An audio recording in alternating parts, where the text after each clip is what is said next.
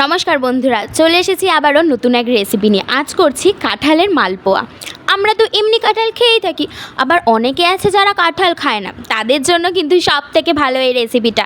তো কাঁঠালের মালপোয়া কীভাবে করছি সেটা দেখে নেওয়া যাক। কাঁঠালের মালপোয়া করার জন্য এখানে কাঁঠালের বীজ ছাড়িয়ে মিক্সিতে পেস্ট করে নিয়েছি, আর চালটাকে ভিজিয়ে রেখেছিলাম, সেই চালটার মধ্যে এলাচ দিয়ে সেটাকে পেস্ট করে নিয়েছি, চিনি নিয়েছি, ময়দা নিয়েছি আর গুঁড়ো দুধ নিয়েছি। এবার সব কিছুকে একসঙ্গে দিয়ে মেখে নিচ্ছি। কড়াইয়ে তেল গরম হয়ে এলে মিশ্রণটাকে আমি কড়াইয়ের মধ্যে দিয়ে ডিপ ফ্রাই করে নিচ্ছি। ডিপ ফ্রাই করে নিলেই রেডি কাঁঠালের মালপোয়া। যারা কাঁঠাল খায় না তাদের কিন্তু এইভাবে করে দেবেন, খুবই ভালো লাগবে। কাঁঠালের গন্ধটা যে লাগবে না তাই নয়, লাগবে, একটু একটু লাগবে, যেহেতু এটা কাঁঠাল দিয়ে করা। তো আপনারা কিন্তু বাড়িতে করবেন, খুবই ভালো লাগবে, খুবই সুস্বাদু এক রেসিপি। তো আমাদের রেসিপিটা কেমন লাগলো কমেন্ট করে জানাবেন।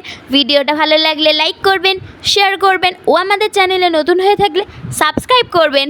ধন্যবাদ।